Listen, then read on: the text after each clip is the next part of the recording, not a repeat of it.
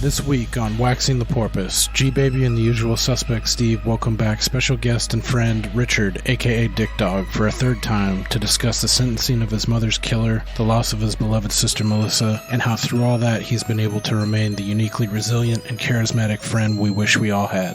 Palate cleansers include Richard getting a shot at Valid-Victorian redemption, a quick Huell Howser nostalgia trip, and the show ending on a more hopeful note as we set the table for a fourth and final volume of the Coors Light Chronicles.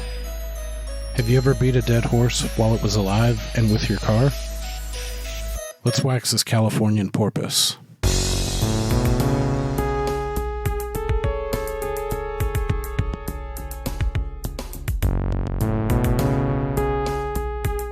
Chase, don't do that.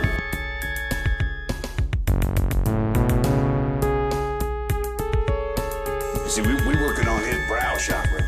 We're just in back of the crown chakra.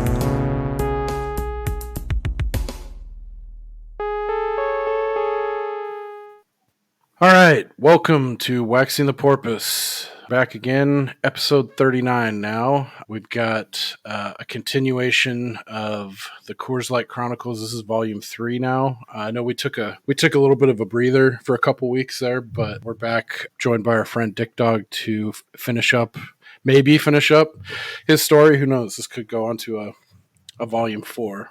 We'll see. We were just talking about it, like if we should kind of give like a a quick recap, and it's too heavy. So I would say if you're interested at all in a story that covers a lot of shit over time and space and is super interesting, worth your time, check out our previous episodes, volume 1 and 2, which are episode 35 and 36, because it's just too much and it wouldn't do the story justice to try and summarize this. So for those of you that are familiar, welcome back. I guess getting right into it here, you got myself, as always, Jim G-Baby. To my virtual right, we also have the usual suspect, Steve. I looked at the fight tape, Lincoln! Yeah! It was a phantom punch! How's it going, Steve? Good, man. Hope you guys had a great Christmas and or Hanukkah. I could not tell what that clip was until that last bit. Yep. I knew. It's been a while. Yeah. Good old snake eyes. Yeah, thanks. I did have a good Christmas. How about you? Yeah. Or did you want to save that? Because you had kind of a dual holiday, didn't you, for the first time? Yes, we celebrated with my new nephew, or nephew, as we are affectionately referring to him as. So we got to celebrate. The final day of Hanukkah was on Christmas Day, which I guess is a rare occurrence. So we did the Christmas thing, and then we did the lighting of the candles. We made sure to close the blinds because we didn't want the neighbors to think anything of it. So they were singing. It was fun. Nice. Yeah. And then, of course, the man of the hour, returning again, we have special guest and friend, Dick Dawg. Oh my God. How's it going, everyone? You're from the 60s. 70s. How's it going? It's going good, man. I'm not that old. 1870s. Nice. Oh, you guys are always busting my ball.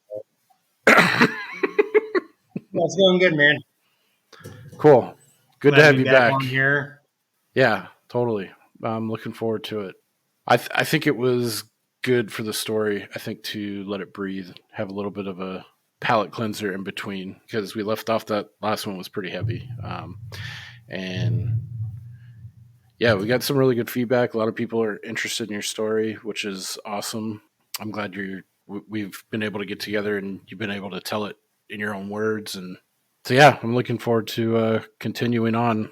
I guess a quick recap, super quick. The lay of the land where we're at right now is we're going to go into talking about, what is his name, Steve? Tim Woodhull? Timothy? Yeah, Yes, Tim Woodhull. Okay. Yeah. Woodhull. So we left off with him basically, your sister Melissa saying, yeah, this guy did it without a doubt. And the cops made a beeline to his house and took him into custody, I think is right. Is that kind of setting the table for where we're at right now? Yeah. went into the aftermath and us going up. It was Mother's Day weekend, and we went up to the sheriff's department, got some information about what had happened, and then went on. I have a question, I guess, right off the bat. Knowing your grandfather's background and being a former police chief, was he kind of sidelined by the emotional aspect of this, or was he very involved in wanting to get to the bottom and like nailing this guy's ass? Or No, because I think it was unlike a lot of cases that you see they get a lot of publicity. It was open and shut. Like, it was, I mean, there's some things that okay, their defense came in and tried to play that were quickly shrugged off. No, this wasn't something where, he needed to get involved in. It was easily solved, which makes it weird because a lot of these things take time. You had mentioned it was an open and shut case because they basically just followed his footsteps right to him and he confessed. But you were starting to say that later on his defense team tried to come in and muddy the water a little bit. I'm curious what they tried to do. Oh, they tried to plead insanity. oh, Okay. So when you another question I had real quick, when you went to talk to the cops and they told you what had happened, I know we'll probably get into his mental state later on, but I'm curious if they were like, even at that point early on, yeah, I mean, he just confessed right away. It's kind of strange, or if they were just kind of matter of fact about the whole situation, or did they give you any indication early on, like, yeah, there's a mental issue here? I know that was like 5 different questions, but you get what I'm asking? No, there was nothing. There was no communication between the police department, his lawyer, DA, or anything. Wow. Yeah, it's weird when you thinking. I mean, after this is when I really picked up watching a lot of Steve and I like Forensic Files a lot, mm-hmm. stuff like that. I mean, I'll watch a lot of documentaries and everything. I was kind of interested in before, but after this, and it's weird because there's no mystery behind it. Yeah. It was kind of open and shut. Right. It sounds kind of fishy, like the way it's like. Do you decide your own level of involvement at this point when you're like the family of a victim in an open shut case? Like, I'm curious about how that all works. Like, do you have to like call the DA's office and proactively like ask, hey, how are things going, or are they? It sounds like you're saying they didn't. The lines of communication between them and the family, like law enforcement and your family, was pretty non-existent. Yeah, but it's a different era. I mean, this is 2001, and there aren't a lot of people to communicate with, and we were just waiting for the court date because we didn't think there was anything to be worried about. So That makes sense. He actually had a court date. He didn't just take a plea, like it went to trial, or you were just waiting for the court date where he was going to plea and they're going to officially do all Well, no, that? I have that coming up. Okay. But I just want to go back to like where I was in this goddamn cat. The cat's done Sorry, nothing Steve, wrong. I know you love cats, but this guy's pissing me off right now. He needs You want some milk. Nice. Good timing for that. Don't give your cats milk, people. It gives them diarrhea. He just wants pets. Nice. That's not good. Nice. So, all right, before the court date, which is actually his arraignment was May 15th, so not very long. Yeah. I mean, yeah, because the only reason I know this is because of the newspaper articles that Steve found, and I was able to Google my mom a little more with the quotation marks that Steve suggested I use, but they all pulled up the same articles. Mm-hmm. They were all from May 15th. And I was like, I know this shit didn't happen so quick because I knew it was June where he got sentenced. But I want to go back a little bit. We'd been in Corning for a couple of days. My family was there.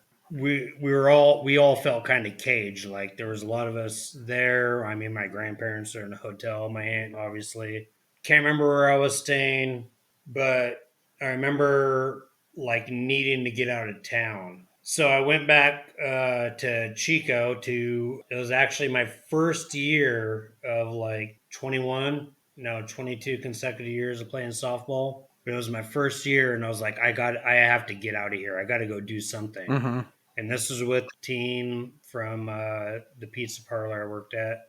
And I went there, and it was like all these people showed up for me. And I remember, and I still play softball on this. It's actually the same field that Gwen's eye got broken.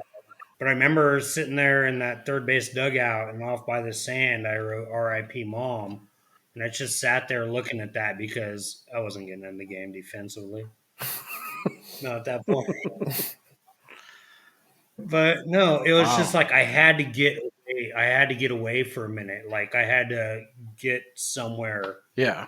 And just to see all these people show up for me. And I remember going home, and I think afterwards I went to the bar with a couple people, and just to be able to process what had gone on. Decompress all that.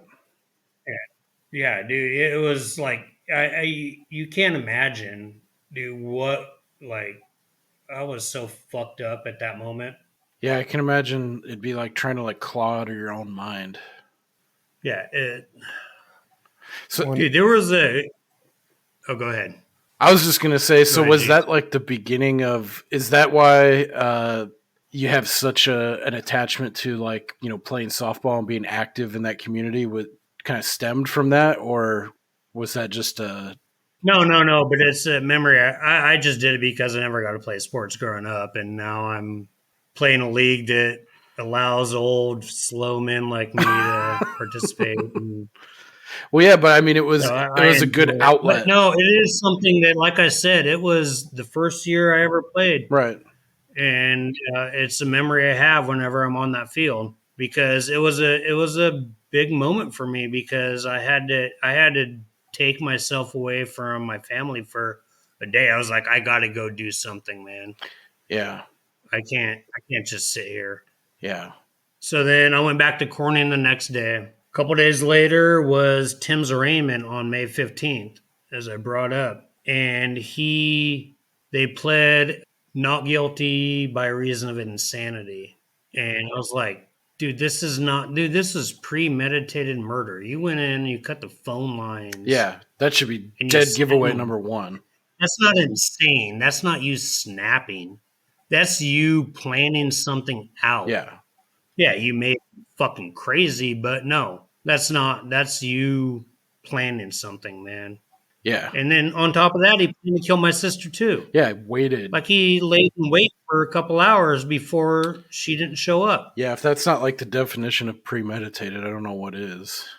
Yeah. So it must have been June because that's when his sentence started. So I'm thinking, and I figured it was June by the time sentencing came around.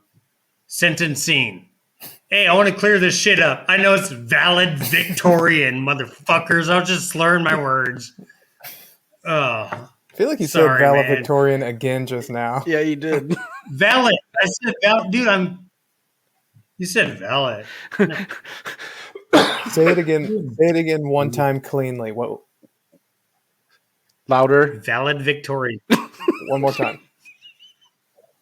Clean. Valid-Victorian. No. Valid. No. Now, damn it. now, What am I- now you're bringing the D and the V in together. You said valid, Victorian. like a valid Victorian. It's my favorite type God of damn it, real dude. estate. Yeah, I didn't win salutatorian or that either, so fuck you. All right. Well, That was awesome. I'm not a volume dictarian. fuck you. Love you I'm not a guys. value decathlon. I don't fucking know.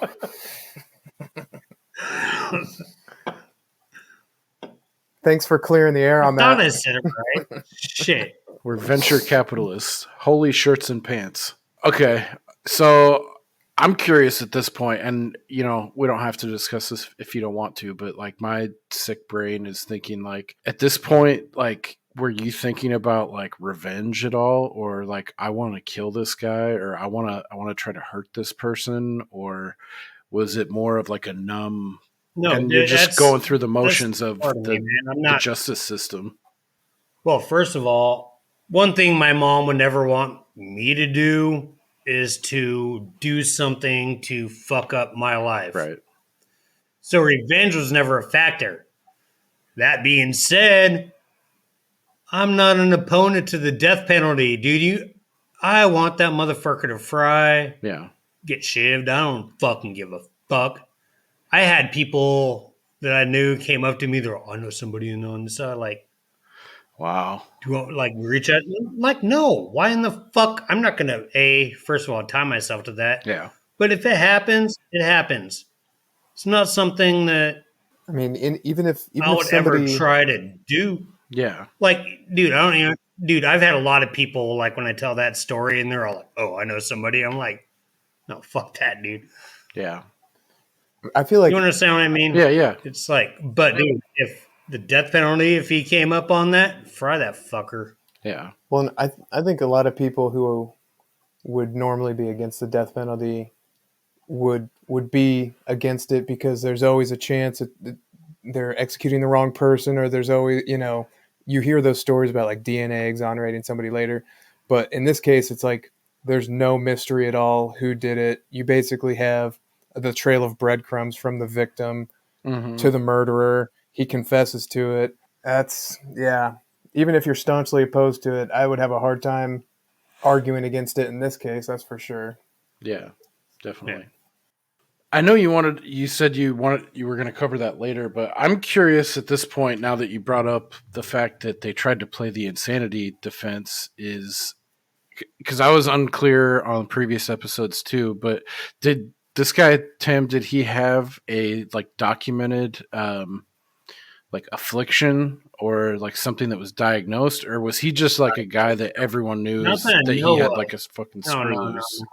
no. But I grew up around a lot of people that had screws loose. That I don't know what the fuck their documented shit was, but Right. Well, I'm curious if that came out during the course of this trial too, like that maybe his defense tried to use in support of that insanity plea. Like, did they say, "Oh yeah, he No. has fucking anger issues, and he's like on this spectrum, and he has this like rage personality disorder or something"? That's one thing I wish I knew more about, is how to get a hold of like a transcript or documents from the trial. Mm-hmm. I don't know how to do that. I just, all this shit's in my memory from 21 years ago. Right. And going through it, and I just remember they tried to plead insanity. Did that get shot down pretty quickly? Yeah, right away. Good. The judge wanted no part of it. Good. Yeah.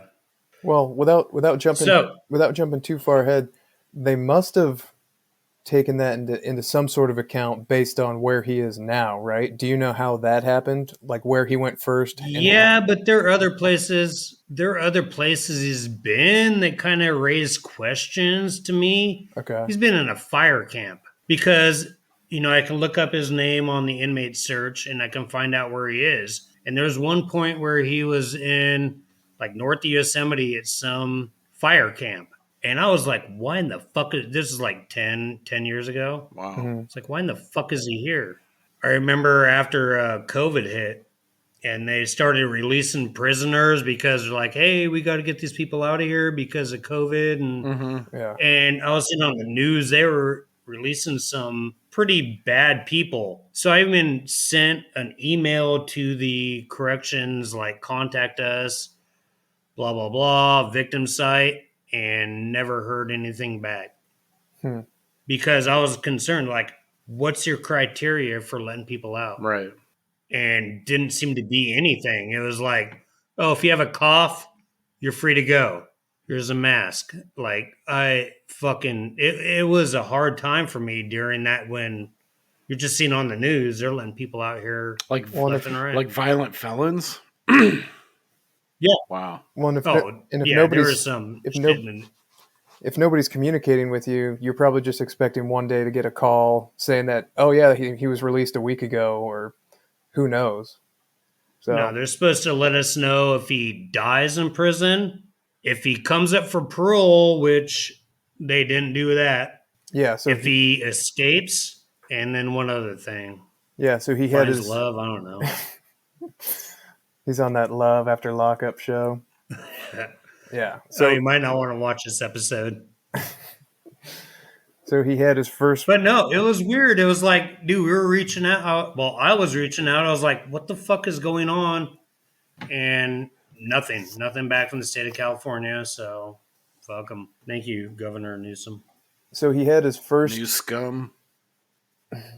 He had his first parole hearing this year. So what was his sentence? Like 20 to life or 25 to life with his first possibility It of was parole? 23 to life in the beginning. So Okay. at some point, he got that knocked down by a couple years. Probably good behavior. Maybe all that good work he did at the fire camp or something knocked some time off. Yeah, dude, I don't know why it was at a fire camp. Dude, that pissed me off. You know he wasn't out setting fires, right? Probably not. Okay. I don't know what their yard release was like, but Yeah, part of me is like, I'm sure that was probably some pretty hard work. So maybe you could take solace in the fact that it was super miserable, especially at his age, maybe for him. But yeah, it seems like kind of crazy that he'd be out, being able to like be out in the open. You know, even if we were it on, does like, kind of go ahead, sorry. it does kind of seem like even though it could be a punishment, it does also seem like it could be a privilege to get out of the prison and Yeah, just like a work change of outside. scenery.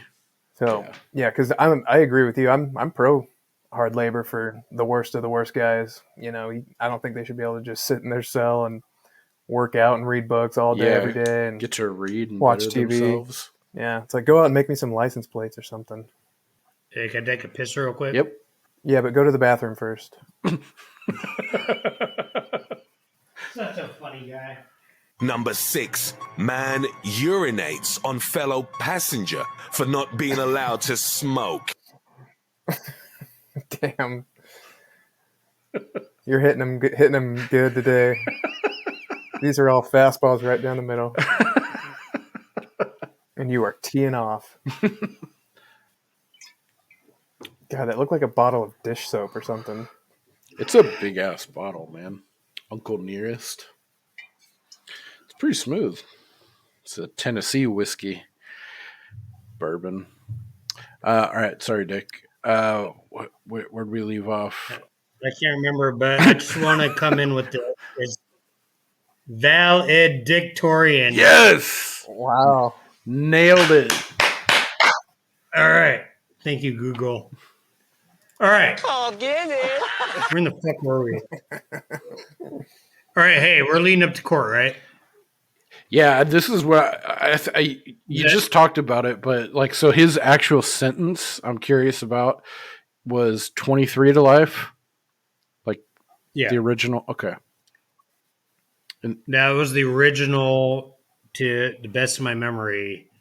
And I haven't been able to find an article after his sentencing, just the ones leading up to his arraignment on May 15th. So sometime, and I think it's around June 11th, because that's when his original parole dates were always scheduled for. Mm-hmm. So I think that's the date that we're looking for, is sometime in June. Did you guys, did you and your mid-June. family get invited, or did you go to the sentencing? Oh, yeah. Okay. Oh, yeah. Believe me, we were there, and that's what it was. It was an emotional day, man. Yeah, I fucking bet. So Did any of you guys get up and say anything? Were you allowed to like address him directly? no, this was not so. It's kind of weird. The one time I had jury duty was a wrongful death case back in 1998 at the Red Bluff Courthouse. I lived in Corning, drove my mom's van, and that's when you got $5 a day for jury duty. Per diem? And I was driving this old shitty van that I ended up moving all my shit to Chico in, up to Red Bluff, and it probably cost me $10 in gas to get there and back. Yeah. But I got $5 a day for jury duty for 6 days. And it was a wrongful death case. But I just remember sitting in the same courtroom 3 years earlier for jury duty for a week that Tim's sentencing was in. Little sidebar there. But they didn't let any of But the victim's family make a statement. That's surprising. no, I don't know if they asked us, but I don't think they did because I'm sure I would have said something. I was fucking heated because we go into the courtroom and I remember he's sitting on, if you're sitting in the courtroom as a spectator or whatever, you're in the crowd. He's to the front to the right, and his mom was actually, they were all on the same side because this wasn't like a big hearing. I think this was a lot of people with a lot of cases that were in that courtroom, but they were on the same side. And thing that sucked for my sister is one of her best friends from the church that she met Tim at was sitting with Tim's mom, and they were probably like 2 or 3 rows in front of us. So I remember Melissa just being kind of like, that's like my friend. And Yeah, what about your Melissa fucking didn't friend, have, man? That's fucking friends. like, Yeah, and Ugh. she's choosing that side. that sucks. And I just remember sitting in there and then Tim sitting in his seat as the judge is talking and they're trying to plead insanity. And Tim he won't make eye contact with me, but I could see him looking at Melissa a couple times. And in my mind, I'm just starting to fucking fume. Like, don't look at my fucking sister. Like, what are you doing? Please tell me he cried. Me? No, him, Tim. Oh, I don't fucking think he cried. He just was looking back. And so his lawyer says we plead insanity, and the judge said, I've read this guy's record. I've read the details of this case. There is no way this was done in insanity. This was premeditated. I'm throwing that out the door. And it was, Just like that. at this like, point, I don't done. know how court should do. Yeah, it was like, Good. yeah, we're throwing that defense out the door. Good. So he ends up getting his sentence. And I remember his mom turning up and turning around to us and going, I hope you're happy now. Wow. Yeah. It was like, holy shit. Dude. And then I almost fucking lose it. I fucking walk in. And I can't even remember. I'm sure my grandparents were there. I don't know who drove us up there. I don't know anything at this point. All I know is I walked into the fucking bathroom, the men's room of the upstairs lobby, and I punched a partition. And that was one of the first things I ever punched in my fucking life. Damn. Is his mom And- still alive? Do you know? No, I believe, dude, she has to be dead. Otherwise, she is a very resilient woman because she was old as fuck then. And Damn. but That's so fucking disgusting. so I for go in someone to there say that. and bailiff comes in to the bathroom and is like, hey, so you need to come out here, calm down. They made sure that his mom and the rest of his party left, and we're standing upstairs in the Tama County Courthouse, and we had to watch them get in the car and leave before they would let us out of the courthouse just to go get in our car and leave. And like I said, at this point, I can't even remember. I don't remember who was driving us there, whatnot, but they would not let us. They had to make sure that they left the area before they even let us out. Yeah. So, but to fucking say that, I Yeah. hope you're happy now. Yeah. It's like, Because where's your brain? they thought that my mom wanted my sister for Social Security money.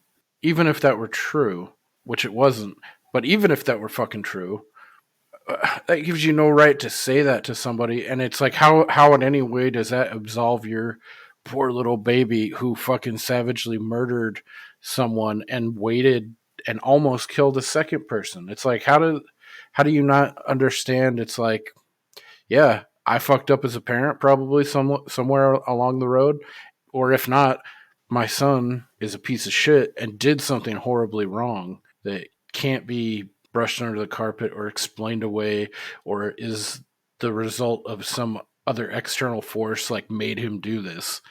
That's fucking gross. It's like, man the fuck up and understand yeah, my kid did something super fucked up, and the only thing she should have said is, "I'm sorry." That's Yeah. insane. God, I would have Oh, fucking it was. gone. Oh, believe me, I was like, and that's why I fucking just, me. I can have a little temper. Maybe that grew from that moment. I was always a good kid, but dude, that shit set me off like no other, man. Yeah, I can only Yeah, imagine. I can't even imagine. It sucks in hindsight to just say like, I won't be happy again until I get the phone call that your son dies in prison and I can piss on his fucking grave. Yeah, You know, what a bitch. yeah, Yeah, because when you that's first started to say that she turned around, I was hoping she might be like, I'm so sorry, who knows? I don't know what I was expecting, but definitely not. I hope you're happy now. Like, yeah, we're thrilled. Those words are etched in my mind, man. What a fucking bitch. yeah. Fuck her. Dude. So, kind of like I said, so she lived down a couple doors down from Dennis. And so I'd been to her house I knew her, and because that's where I met Tim years before Melissa did. There was, and this is well before social media and my 1,000+ Facebook friends, Steve, that I had on the freeway. Yep. But dude, she was talking she continued to talk shit about my sister and my mom and everything. And people eventually ran her out of town. Good. I think she moved to Santa Rosa County, or is that a county? It is. No, that's in where Petaluma is. Marin or I think it might be its own county. Sonoma County. It Santa is. Rosa's. Santa Rosa's a county. Is it? Yeah. Huh. I know you're an Indiana boy now.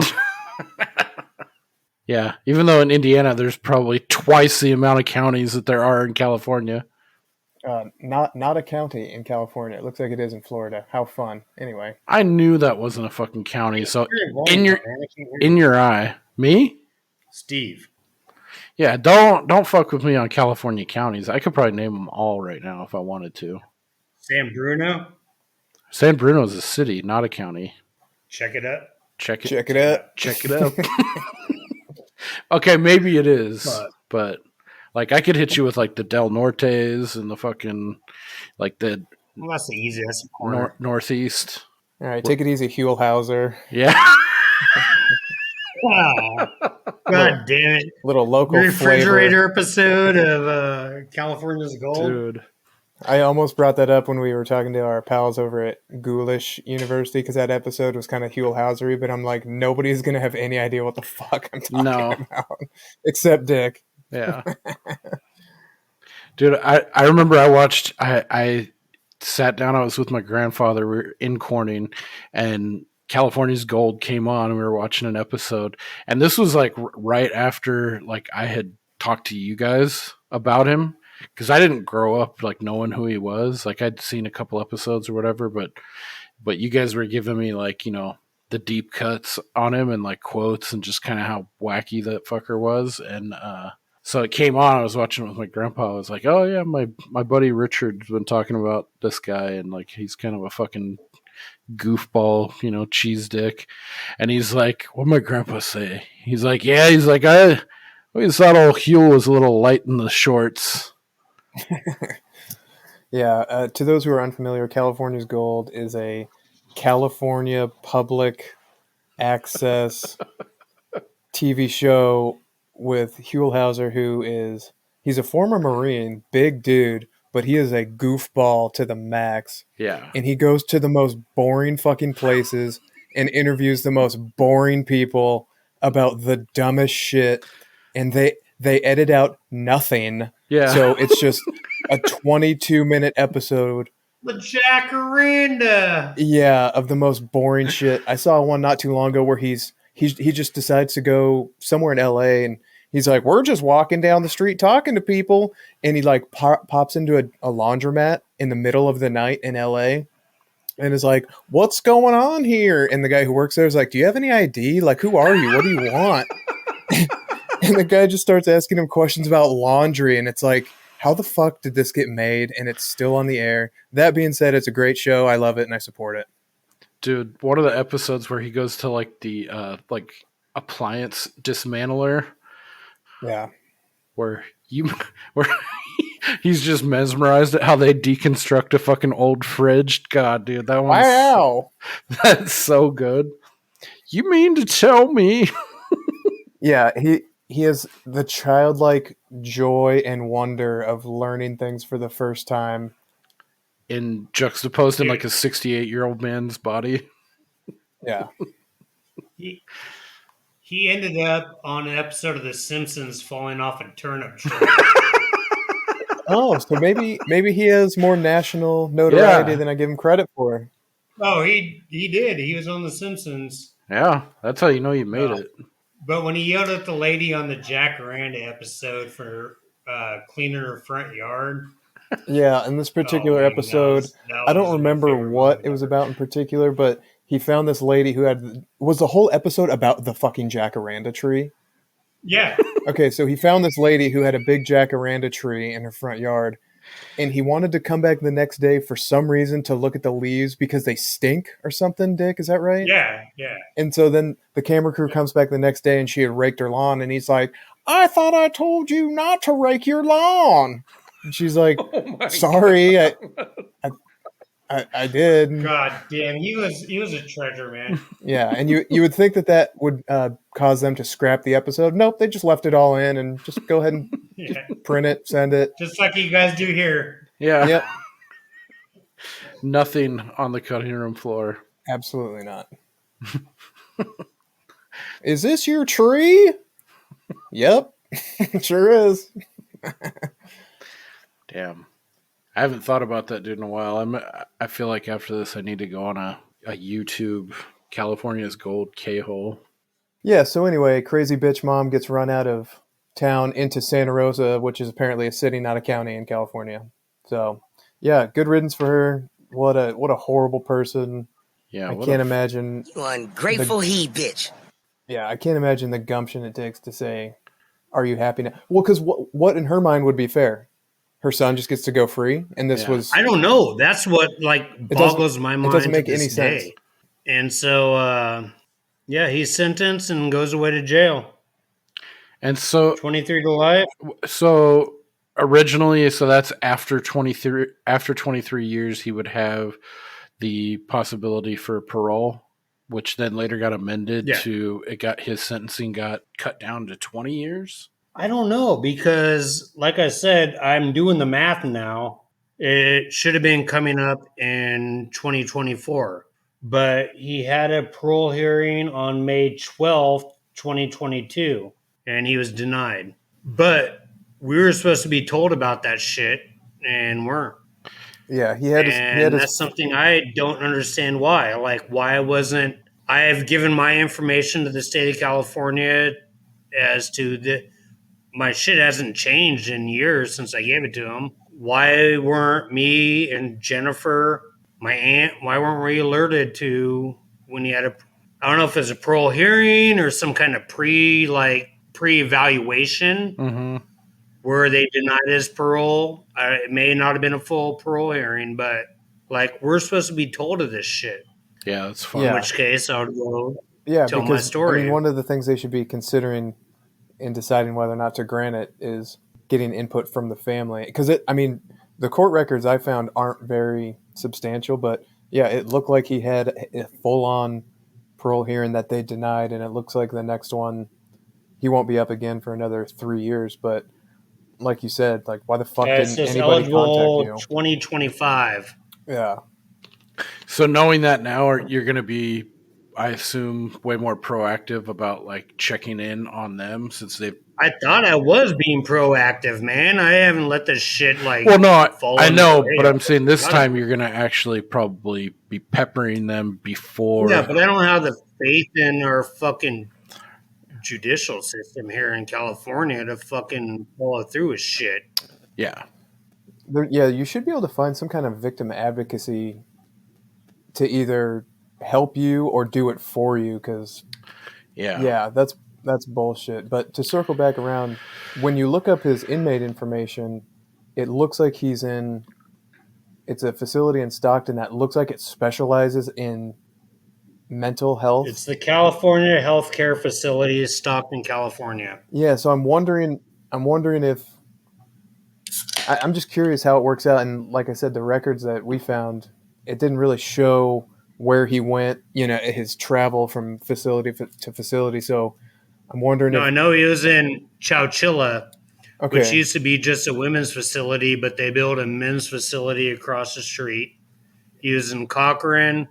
He was in Corcoran? that fucking yeah. So those are federal. Corcoran. Sorry, I think I know Gwen's is from the The area. the So San Joaquin Valley.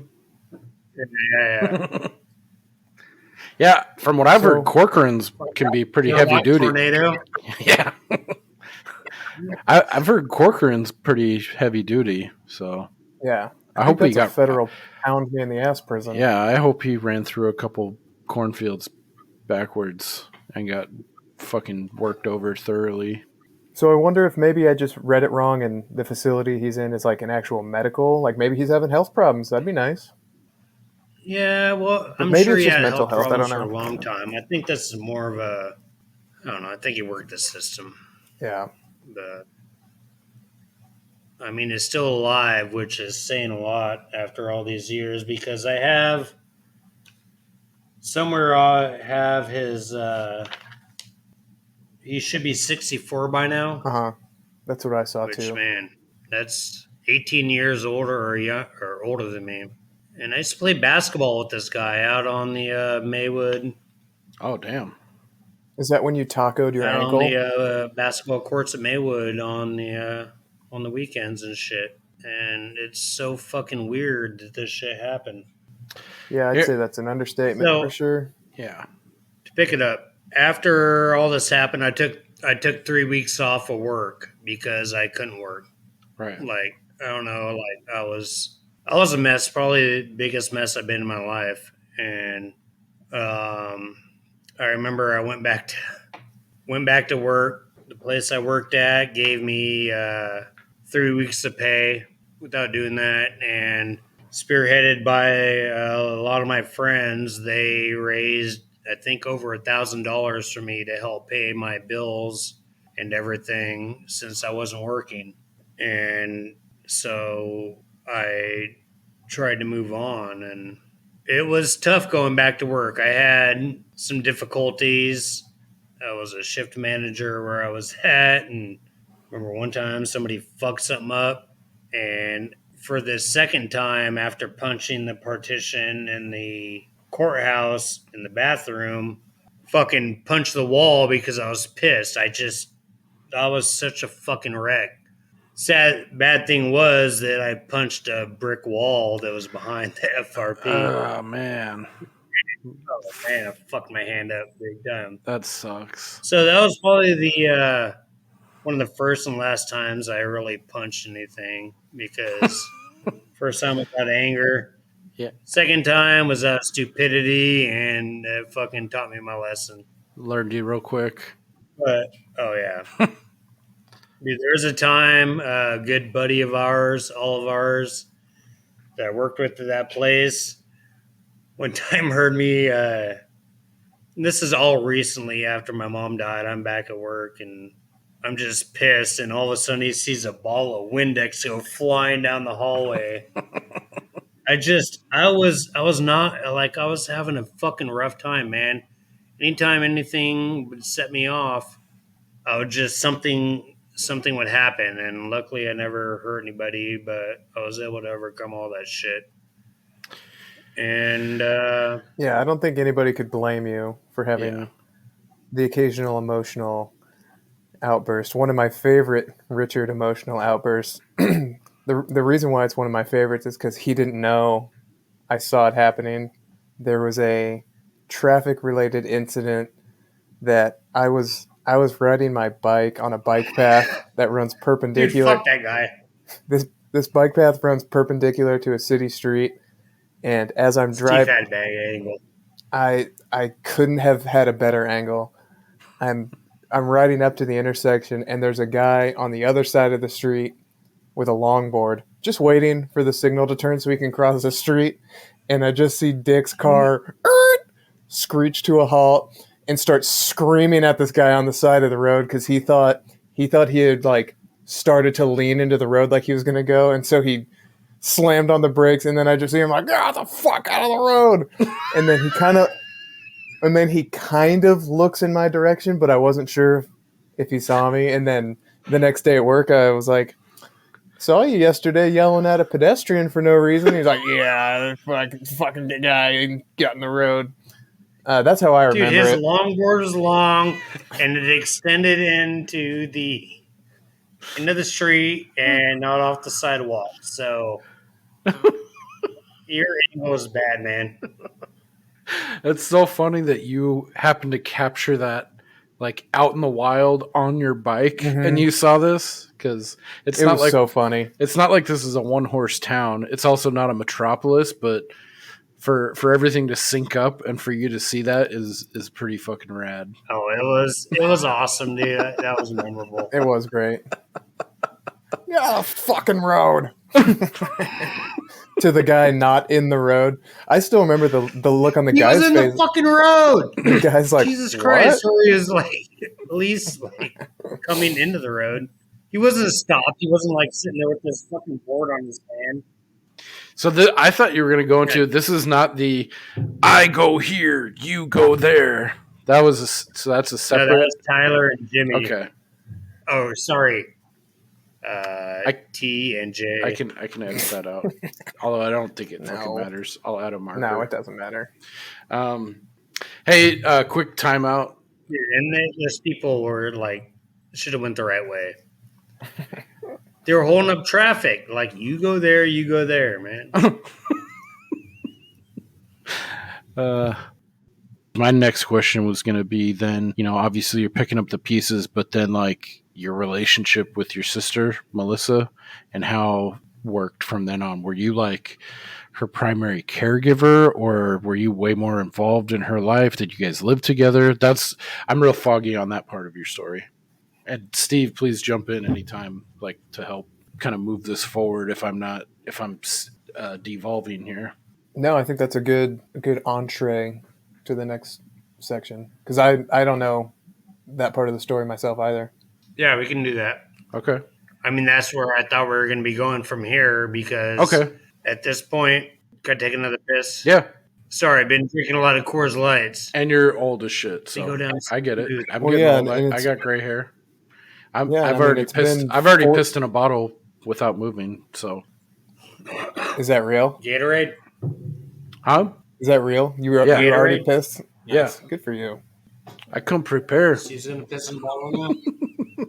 I'm not super fucked up yet, so my aim is still true. And I'm not trying to straddle a couch and continue to play an Xbox game out of pure laziness.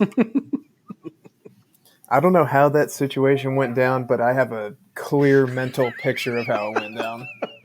You must have a goddamn IQ of 160. Dude, you are nailing those. I need some suggestions. I definitely want to add some more from Lebowski is a treasure trove that I haven't tapped into quite as much as I'd like to. Like fucking Goldbricker or This Guy Walks. Never been more sure about anything in my life. Yeah, Lebowski has some great ones. Twister, those will get me every time. Cause you see my cows out front? Yeah.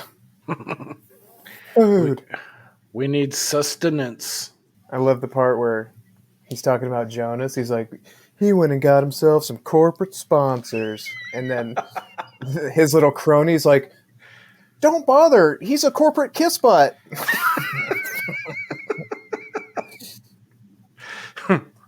You stole our idea.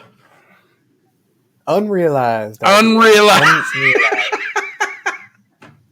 Yep. Brittany and I, we've adopted when they like turn off or whatever, and he's like, they're heading west. Should we follow them?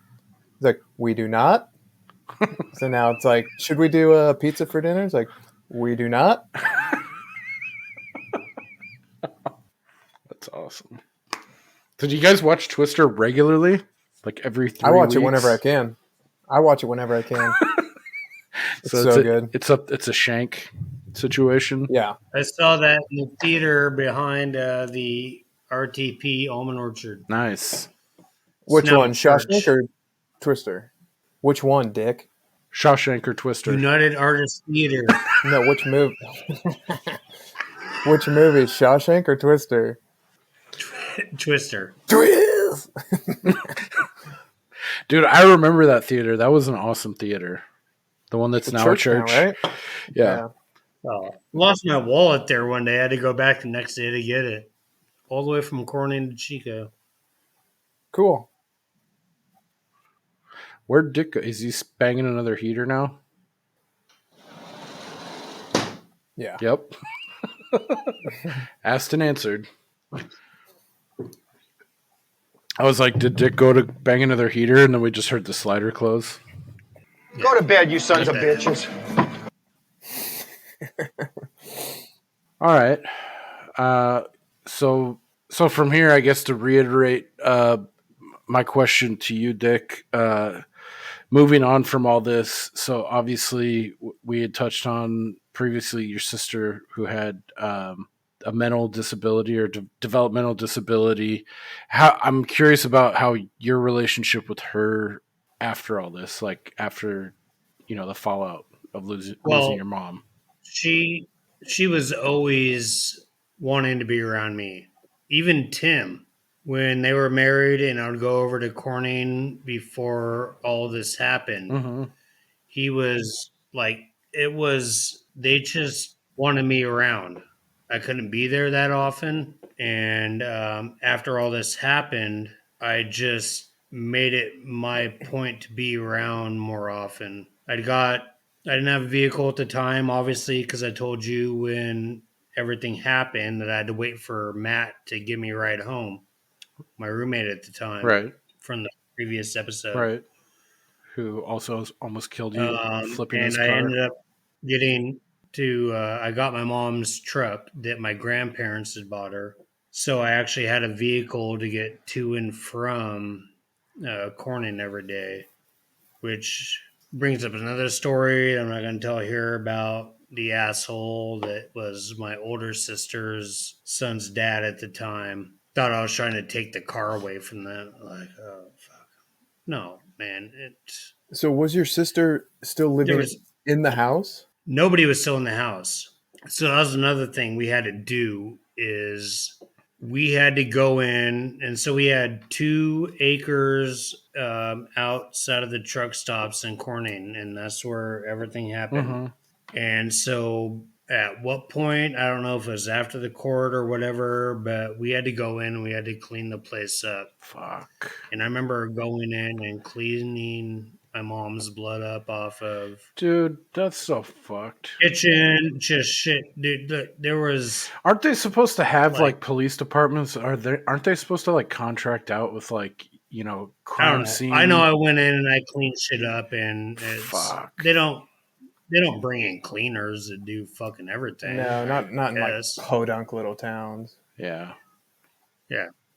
Counties. That sucks. Maybe that's a result too, like the reason you didn't get to like say your piece at the sentencing. Maybe it's just because by virtue of this happening in a small county and like because you see all these other like in like bigger case bigger areas, more metropolitan areas. It seems like things are done more. Maybe not by the book, more protocol. They're just done more appropriately, I guess. So, yeah, that sucks, man. We had to go in and we had to clean stuff up, and we ended up. It was 2 acres. We had a well. Ended up selling the property for like 2 acres for $54,000, and this is probably give or take a mile plus, half from where the casino is now. We were on the same side of the railroad track or the I-5 and 2001. And so where was we all wish we could have held on to the property, but between the not wanting to, hold on to that memory, but yeah. also probably being in a I drive by there all the time, and these people have done an amazing place with this place. They have like 2 houses built on there. Tore down the old ramshackled barn, built a couple houses. But our trailer is still there, and they have a very fancy gate going in there. huh. Remember the first time I was drunk, I climbed over the gate and fell over on orange juice and vodka. And fucking fell asleep in the fucking ditch within our property line. Oh, okay. But no, this place is totally different, but our trailer is still standing. Wow. The rose bushes, I can drive by and look through the gate and see the rose bushes that my mom fell by. And it's so weird. And it's just right down the road from the casino. Well, yeah, I don't And think anyone could fault you for not Well, like if you were able to hold on to the land, you would have. But especially if you're like Yeah. living paycheck to paycheck and all this shit has happened, like the memory of it and the hassle of like having to Yeah. deal with it. I'm sure the easiest or the best route was just to like get rid of it. rid yourself of it. Yeah. Yeah. Get rid of it. So, but where was Melissa Yeah, living the at money this isn't time? the big aspect, but it is the memories, just driving by Right. and then seeing that. And What were you gonna say, Steve? So, where was Melissa living at this time? Corning. But didn't she had moved back because of the shit that was going on between her and Tim? You said there were Yeah. Okay. So these memories are foggy. I don't think she moved back to where her and Tim lived because obviously Tim was in jail. She had this place. I think she was living with Jennifer at this time. Okay, your other sister. That makes sense. But she had a son, and the guy she was with wasn't the greatest guy in the world. I just spent a lot of time dealing with my own, I don't want to say demons because I've never really had demons, but just trying to deal with everything. Also trying to be there for my sister or my sisters at that point. I would try to bring Melissa over to Chico as much as possible. She always had a great time coming over, hanging out. And this is my Inglewood days. And I remember I was living with our good buddy Jimmy. Is Inglewood on Second Ave? No, it's on Nord. Nord. Okay. That was the one across. That's where I was when this happened. Oh. Across from Trans-Pacific. Okay, yeah, by Trans-Pacific Gardens. Yeah. Okay. I know that area very well. So I remember Melissa would always want to come over. So I would bring her over and as much as I could just to hang out. And remember one time our buddy Christian was over and he was kind of fuck with her and our front door was open. We had a balcony right off that. And then Melissa gave him some kind of Mortal Kombat fucking boom, push to the chest, and the motherfucker almost fell off the balcony. Dude, he was the strongest dude. All right, so I told you she had epilepsy. So she would have up to like 30 seizures a day. Jesus fuck. They weren't like grand mal seizures. They were petite, where like she would stand up and her eyes would go blank and she would just be standing there and you'd be like, oh shit, I need to hold you. But if you were touching her when she came to, she would freak out. And there's only about 10 times in my life where I got punched in the balls because she would come to and just swing her arms. And, oh, man, Dude.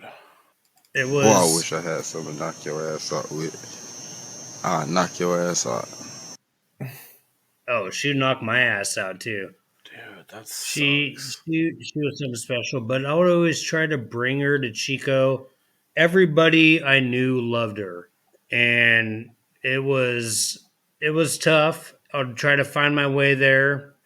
Steve said earlier in the first episode that there's a villain and a hero to every episode, and Tim was the villain and I was the hero. But I don't consider myself the hero, man, because I consider Melissa the hero of this whole thing because she hung on as long as she could. And like I don't, there were so many times. I remember right after this happened, the first Mother's Day after this happened, it was 2012. I took her to her first baseball game. It was A's Twins with Hamilton City native Kyle Loesch pitching for the Twins against the A's.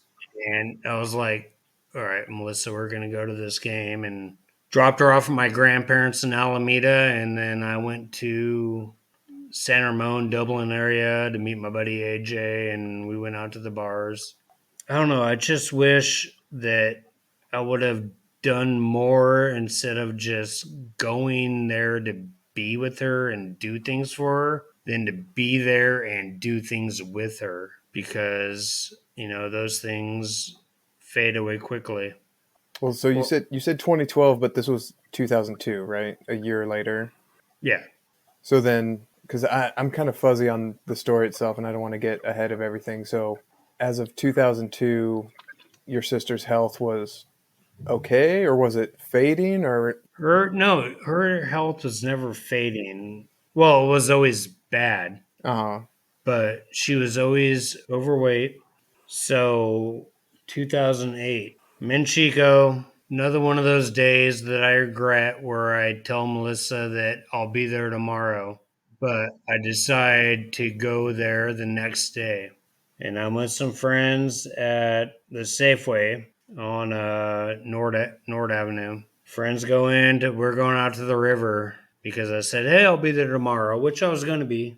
And I get a call on my phone from Melissa's apartment manager. They tell me Melissa died. And I was like, what the fuck? Or no, they said Melissa's gone.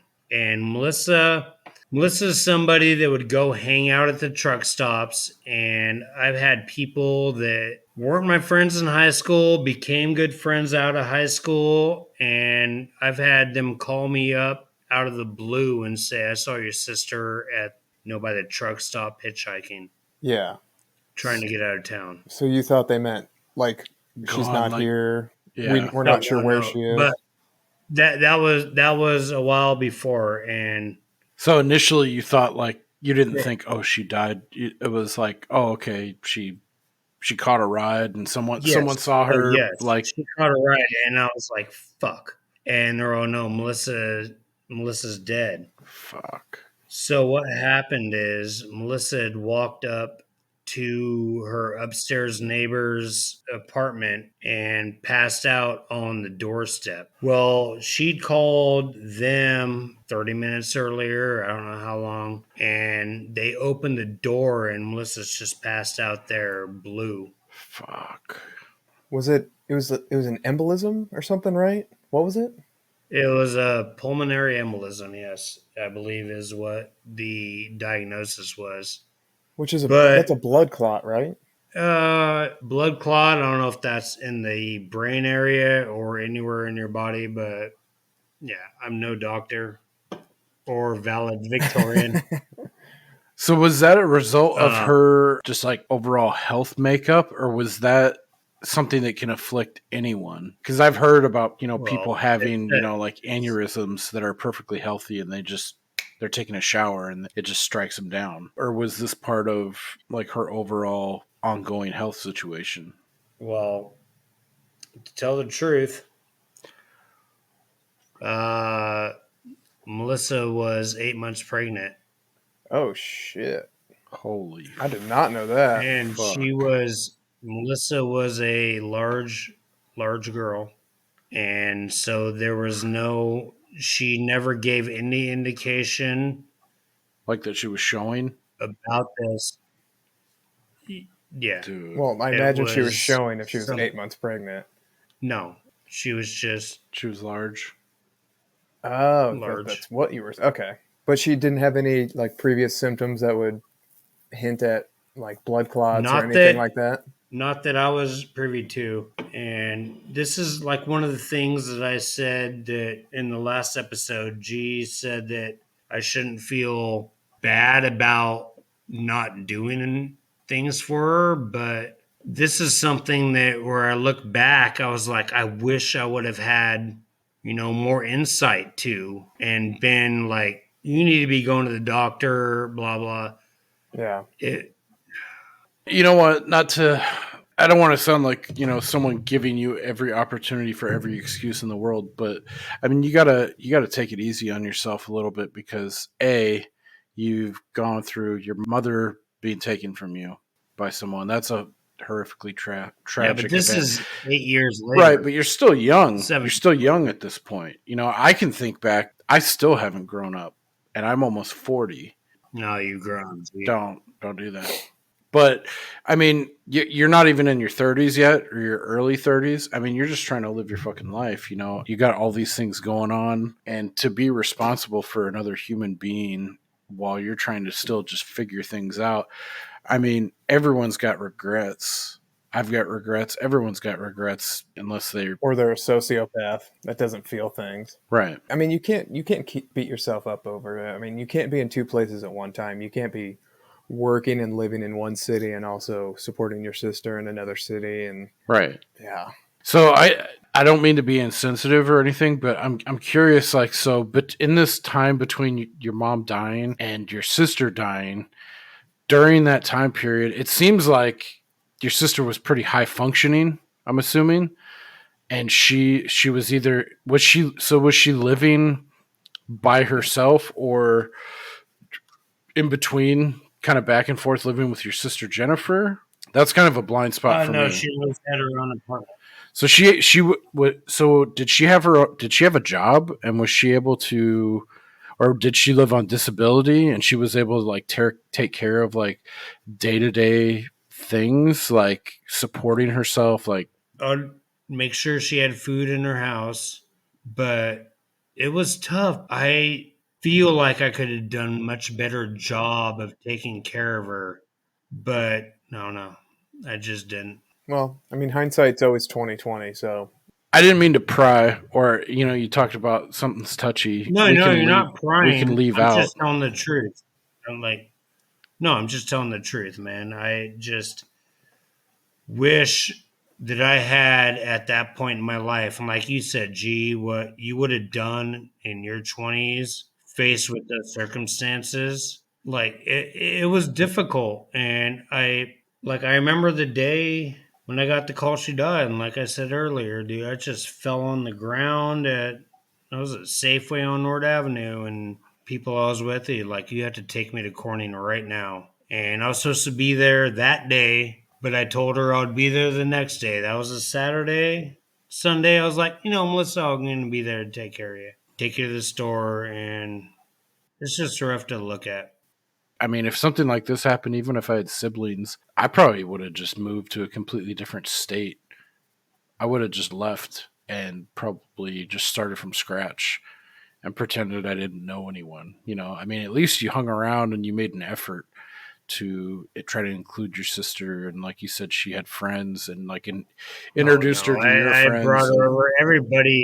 Everybody I knew loved Melissa. I would bring her over, at least once a month. And we'd have the greatest time. My friends were always so awesome to her. They gave them so many memories. Mm-hmm. I have so many friends that just fucking adored her. But yeah, I even remember our friend Jimmy talking about her, and that's the only way I knew about her. It was stories through him, and then you would come along and be like, oh yeah, and then she did this, and I remember one time. I remember our good buddy. I don't know if I can say his name. I can always edit it out later. Just go for it. Ratliff. Minor. So one day I was with the Ratliff, and Melissa was there, and she's all, "Hey, Richard, remember the time we were in the Special Olympics?" And I was there watching her. And I was like, "Melissa, quit telling people I was in the Special Olympics." Oh, man, I fucking feel bad about that. But, dude, it's one of the funniest moments ever because James, every time I see him or talk to him, he'll bring that. Oh, yeah, he's never going to let that one go. Yeah. It's like, Melissa. You just said that's the wrong dude. But that being said, Dude, Melissa got to go to UCLA in the California. She was in the state Special Olympics. She met Christopher Castillo from what was that show with fucking Patrick Duffy and Step by Step. Suzanne Summers? Step by Step. Yeah, Day by Day. he was a nerdy kid in that. He was there.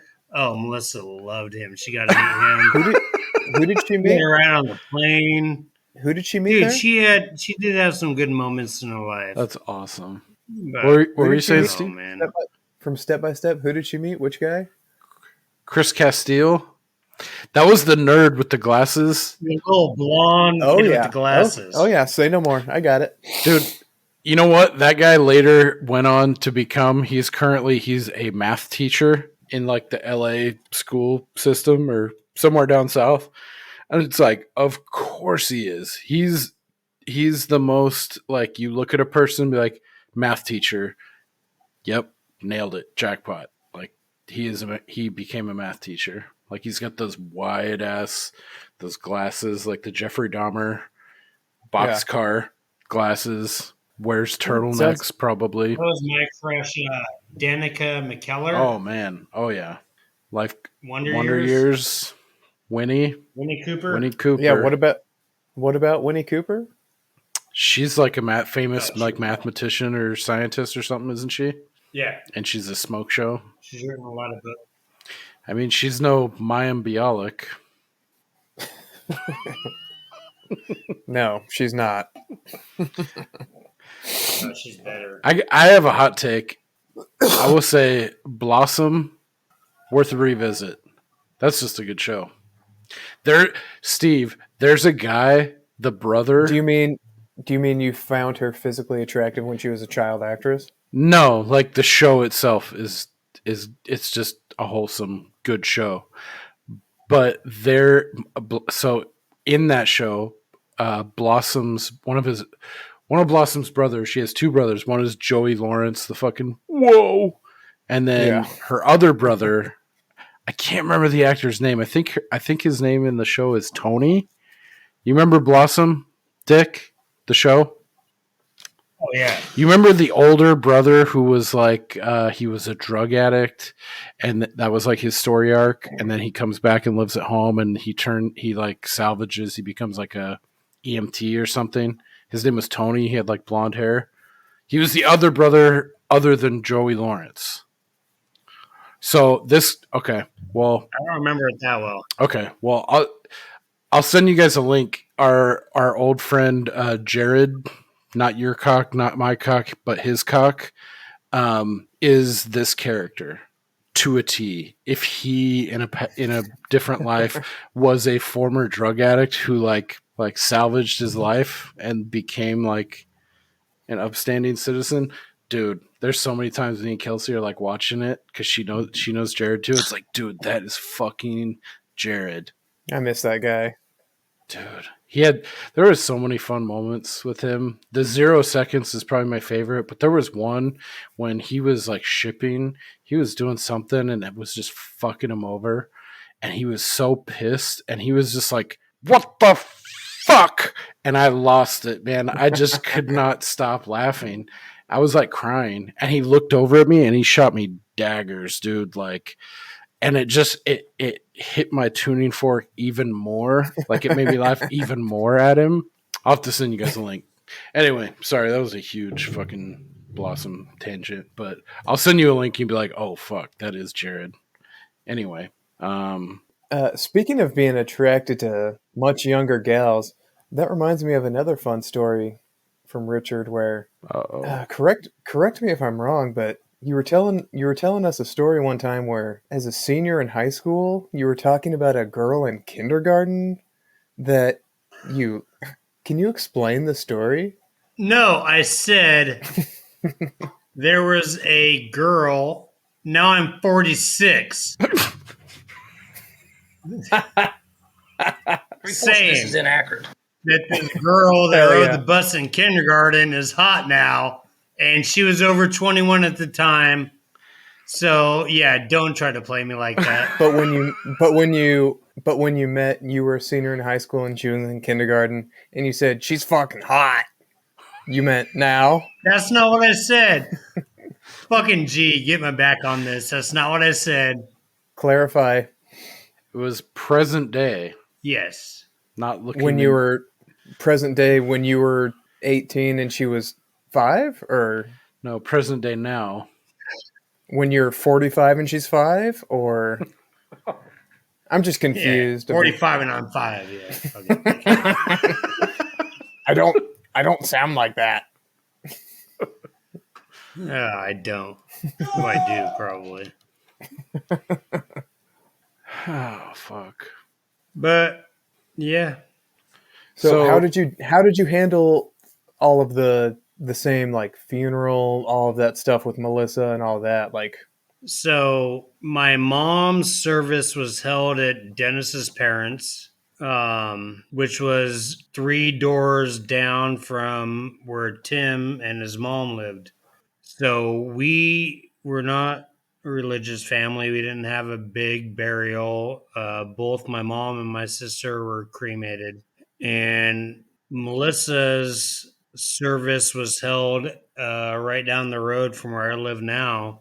Still have a picture in my bedroom on the mantle of me, my cousin, and her husband from that day. They're both of their ashes are buried they're in an ash plot from my mom's great uncle or something. We have a small family, so these weren't taken up. So, and then as my grandparents passed away, they were both cremated. So my grandparents, my mom, and my sister are all in the same graveyard, which overlooks. It's a beautiful sight. You look over, you see the Golden Gate Bridge, San Francisco, Alcatraz, Angel Island. So it was weird when I first found out that my mom was being buried there, that it was in El Cerrito, I think is still the city limit it's in. But so my mom, my sister, my grandpa, and my grandmother are all in the same place this day. And I don't know.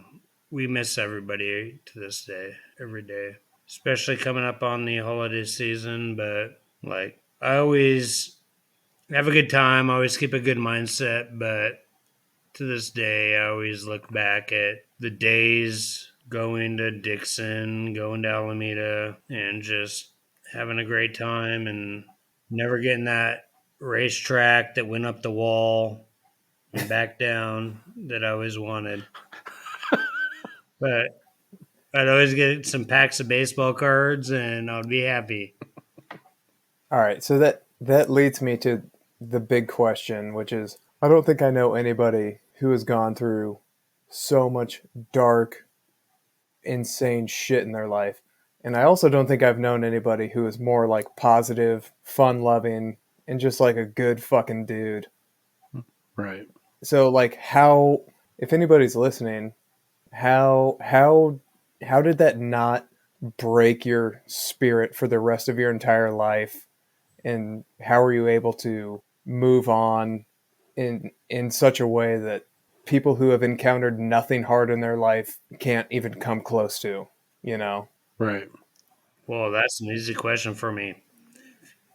Just like when people that knew people on the inside that would want, my mom would want me to go on with my life and do the best I could for me. She wouldn't want me to fuck anything up, which didn't try to do, but probably fucking did some shit here and there that probably didn't help myself along the way. But it was basically my mom wanting to know that I was going to be the best person I can be. I don't know if you can understand that, but it's what I understand my life to be, and I don't want to do anything to make my mom upset because I know I have in my life. I know if she's looking down on me, there are probably things that pop into my mind every once in a while that it's like, what the fuck were you doing at that moment? But I know that the most part, she has so much pride in how I've handled myself over the last 46 years. Because, you know, like I said early on, I was a good kid. I was her favorite.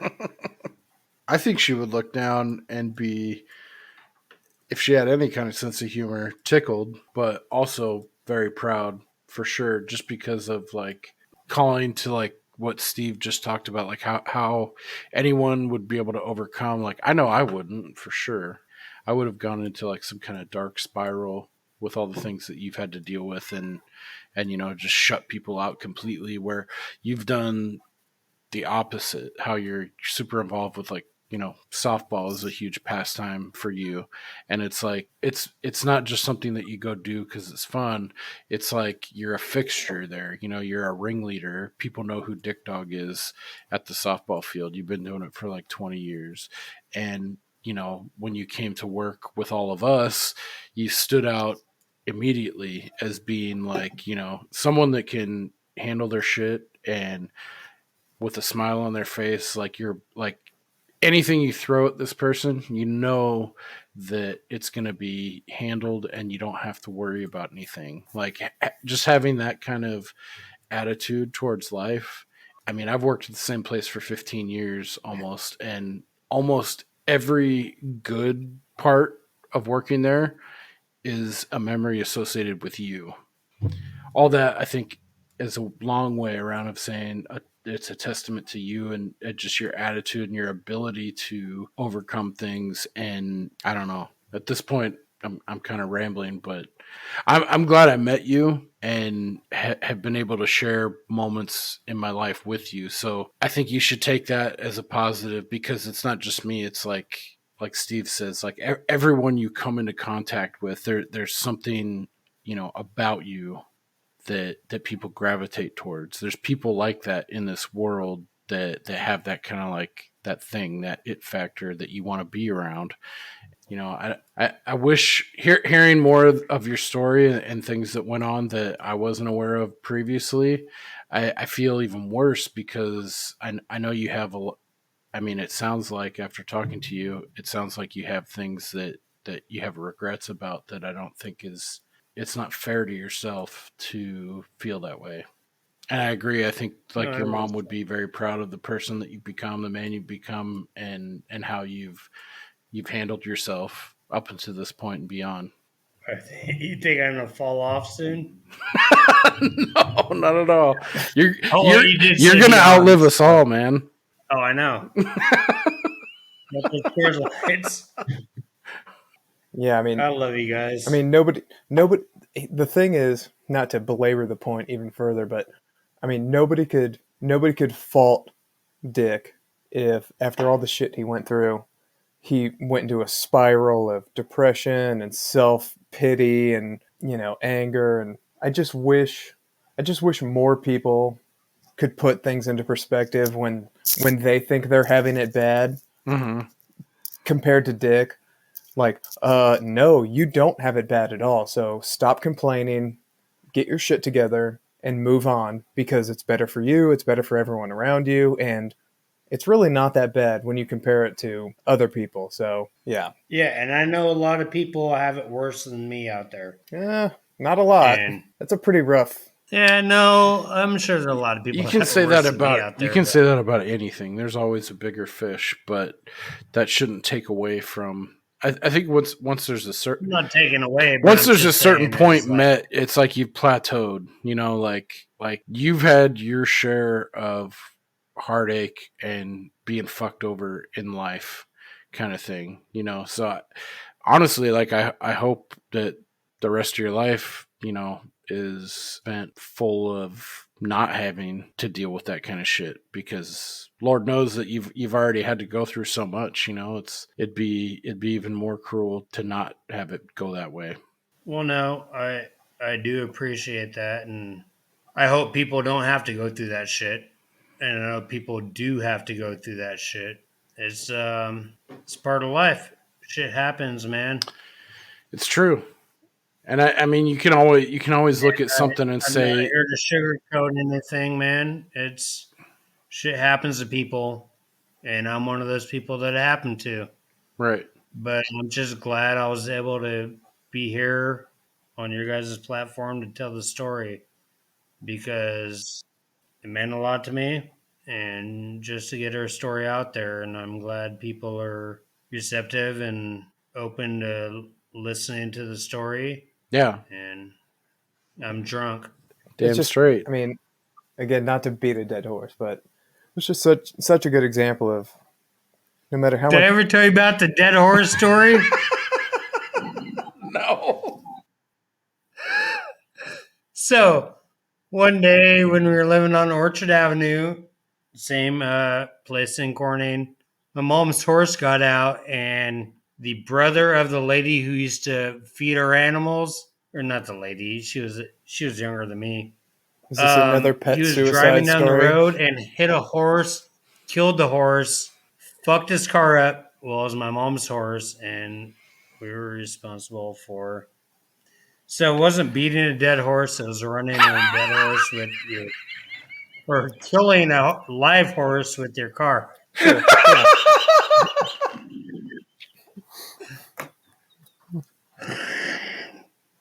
Sorry, man.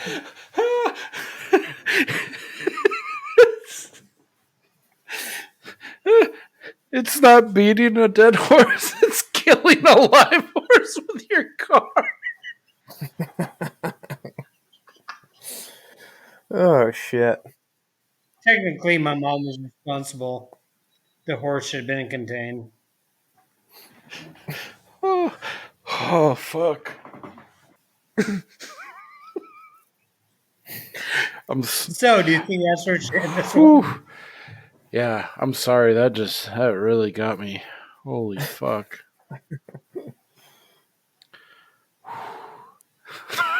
Dude, we have a lot of good times together, guys. A lot of good stories. Oh yeah. I think we should wrap it here and have him back for one more where we just pepper him with fun dick stories that he doesn't want to talk about. I know that's your that's your master plan. He's just like, yes. Yeah. I know. I've got to, and I can sit there and I can plan for a while. Writing down Steve's fucking mind. I know what he's got. What do you think I got on my list? Oh, too many things that I want to fucking throw out there. But well, we already hit the crested the hill, so I think what else? What else is there? I mean, something involving a light bulb. No, we're not going to go there. But no, we're talking about some credit card. We're talking about bank statements. Oh yeah, okay, yeah. No, even though that is my favorite dick story of all time, I won't tell that. How many favorites do you have? It's like the favorites just stack onto one another. It's tough. Yeah, there's a lot to choose from. Oh man, there's so many one-liners that I had forgotten. Like when I talk to my wife about them every once in a while, it'll be like, oh yeah, here's another Richard-ism. One of which she reminded me of was like, I'm such a good actor, I don't even work here. That there's so many like holy shit! I knew you were gonna say that. That's my favorite of all time. That's top 3 for me. Just that because it's less embarrassing than what Steve's gonna bring up. Well, I won't bring it up on the air, but one of my favorites is like. We just brought it up on the air. Nah, he'll clip it or he won't. I don't care. That's probably one that I'll do. Womp. I'll put a sound bar over top of. Yeah, I think that's a good idea. I think a palate cleanser would be in order. And I think, when did you start working at where we all worked? Was it 2010 or 2011? 2000. It was July, like. Don't need the day. 7. Yeah. 2011. Yeah, I was guessing 2010. Am I close? I thought it was 2010 also. 11. You're off. No, 11. 2011? Yeah. 3/4 of this is inaccurate. Just a kid trying to do the right thing. You come after me. Are we still recording? Yeah. Or is this just... Yep. Let's go, Mike. All right. We got things to do. Yeah. All right. Oh. Oh man, I needed that laugh. That was good. That fucking killed me. The fucking beat a dead horse. Holy shit. That's immediately bumped itself into the top 5. Yeah, I think in episode 4, maybe we'll take a little bit of a breather because I have we have a couple guests lined up. We have a couple things scheduled, but I think an episode, a palate cleanser episode, kind of like post like when we all met up to the present, would be a nice bow on the Coors Light Chronicles, because I mean that's when we were entered into the story of Dick Dawg and learned about and were regaled with your greatness. So, Do you have a spittoon over there, Steve? What's that? Do you have a spittoon? No. No, he just spit in his cat's mouth. That's their thing. I would, if she liked it. Anything for my baby. Cat scratch fever. Aren't you guys getting a kitten for fucking Lola? No. Or was that a dream I had? It must have been a dream. Yeah, that's a good question. Are you guys thinking about bringing anyone else into the fold, or are you going to just kind of simmer for a while? No, she likes being an only cat. Yeah. Yeah. Are you sure I got one for you? Pet him.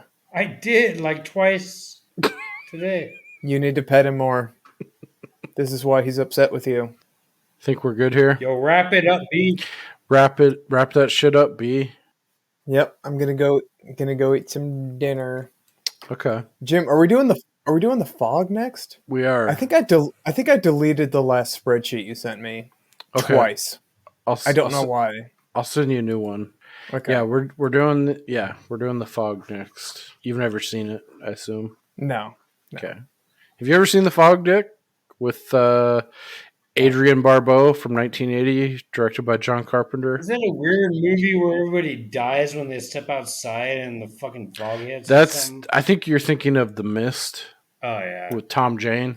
This also came up in our last episode, which Dick got a special little shout out in our last one. Did he? Well, it was anonymous. I'm pretty trash right now, so refresh my memory. What's going on here? I just remember the Mist came up with Chris, and then we also told a fun story about Dick, but we did it anonymously, even though we. Oh yeah, we did the owl. Yeah. Oh, dude, yeah. Anybody else see that owl? Those are the stories you want to tell in the next episode when it's not about this story. We can touch on it again. Yeah. That's one of my all-timers for sure. That's a good one. That was one of my favorite moments. And then when you just went off the fucking res, like you disappeared for at least 2 hours. No, everybody else disappeared, man, motherfucker. I showed up and everybody was gone. You guys were all like fishing down the creek or something. No, this was 10 o'clock at night. Nobody disappeared fishing. Yeah, no. You were the one that had left. It's like we were all at the campsite and you were gone. To this day, I don't even know where you went. And then you just like materialized, and it's like someone was like, "There's Dick right there." It's like, what? There was a moment there where I was thinking like we might have to call park rangers. No, I was following him, just trying to get him to fall in the creek. I knew where he was at all times. Okay. Fall push, man. I would never push. Nope, because that's not as funny. It's funnier if you fall on your own accord. Yep. Yeah, I would do that. What? I said I'd do that often. Just like the 2 concussions I had. It's on my God list. damn it! Then we'll say that for the next episode. It's on my list. I got 2 more concussions to talk about. One of my favorite stories too is when you stepped off the stand-up lift and you like tweaked your you like twisted your back or you fucked up your spine or something. Yeah, I didn't put that on my list. I threw my back out, brushed my teeth, motherfucker. It was a specific memory before we had moved. Oh, I know exactly where it was. DC. Yeah, before we had moved to the new place. And you just... Oh, I know exactly where I was at that moment, and that hurt. Yeah. Feels pretty good. Just hold me, guys. Or when your arms started fluttering, it was like someone like held up like a chicken or a rooster, and your hands just started going. Yeah, God, that hurt, man. My back was fucked up. yeah. Well, we'll save some of that. Yeah, I think we should have you back on to kind of beyond your main story. I think it'd be fun to cover like a classic movie like Airplane would be fun, or something that not necessarily Steve hasn't seen, but that we can just kind of pick apart and have a few laughs over would be fun too. Oh, an Eddie Murphy movie? Yeah. Is this the man who wrecked the buffet table? This guy hates Eddie Murphy, and I don't understand. Eddie why. Murphy sucks. Have you seen any of the Beverly Hills Cop films? No. Okay. Nope. Well, I think I might be able to sway you. I doubt it. If you guys ever want to do comedy, I'm your go-to guy because Steve ain't seen it, and What? I probably have. If it's good, not. No, Dick, I don't want to watch. I don't want to watch The Clumps. No thanks. Sorry, Steve. I know you've seen Father of the Bride 10 times, but Yeah, 1 and 2. Thank you. Have you ever It's a seen great movie. Have you ever seen Planes, Trains, and Automobiles? I have. Yes. Okay. I think At I've least- only ever seen it once. It's a good Thanksgiving. There's not many Thanksgiving movies that really hit that zone the way that, like, Home Alone does for Christmas, or like, any number of Halloween movies do for the Halloween season. Planes, Trains, and Automobiles is like distinctly like it owns Thanksgiving. I would say alongside like Home for the Holidays with Holly Hunter. That's another top tier Thanksgiving banger for me. But Look how excited Dick is right now. Have you ever, Dick? Have you ever seen House Sitter? House Sitter's good, dude. No. Goldie Hawn. I like it. Yeah. I remember watching that in the theater. Dick, are you okay? yeah. Have you What seen? about Money Pit? Tom Hanks? Shelley Shelley Long? Long. Oh yeah. Yeah. Although he didn't like the fucking Burbs, so I don't know. Yeah. Look at your shirt, dip fuck. Fuck you. The Burbs. Reppin'. Can you believe that? This guy didn't like the fucking Burbs. How can I like a Tom Hanks So movie, the man? hell Heck, were these? Hucka, did you just speak What'd Hawaiian? you say? Heckalolonake. Yeah, I'm fucked up. Mahuki Lauki, Tom Hanks, Mahuki Lau. The Burbs sucked. Oh god. Housekeeping wise, I don't have anything. We got another review where we are at a 5-star solid, and we have 13 ratings on Apple Podcasts. I don't know how the rest of all that shit works, but thank you all for whoever's listening and leaving us those reviews. If you guys have any questions about Richard, aka Dick Dawg, in specific, or anything else in general, you can send us an email at wax@waxingtheporpoise.com, or you can find us on either of our socials. Twitter is waxingtheporp, and Instagram is waxingtheporpoise.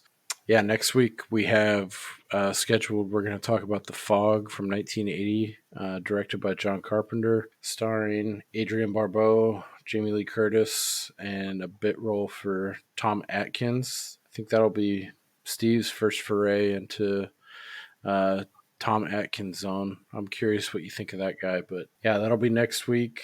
Do you guys have anything else you guys want to talk about or mention before we leave? Oh shit, before I do it, I'm like 2 episodes behind on this, but Steve and I also joined Ghoulish University for their latest episode on television terror, starring Morton Downey Jr., the toothsome wonder himself.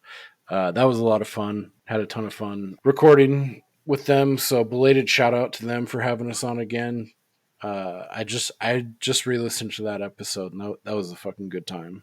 Yeah, that was awesome. There's a couple moments like in this episode too where I fucking lost my shit. I thought I was gonna keel over at one point, but They're super fun. I like all of them. yeah, totally. Yeah, well, It made me want to watch more Tales from the Crypt. have you since then? No, I haven't, but It's made cool. me want to. There's like literally, I think almost every episode is on YouTube for free right now. It's really hard to find streaming. It's definitely on YouTube in varying degrees of quality, but they have every season, every episode. But I don't know where Dick went. I was curious to see his take on Tales from the Crypt because I'm sure he's seen a couple. But are you a big Tales from the Crypt fan, Richard? Me? Yeah. No. Okay. I'm only into comedy and true crime. That's your main go-to? Yeah. Okay. Yeah. Otherwise, I'm not really interested. Fair enough. Not into superhero shit. Fuck all that MCU shit. Dick, I'm with you on Blazing that. Saddles, Vacation. Those are my go-tos. Save the neck for me, Clark.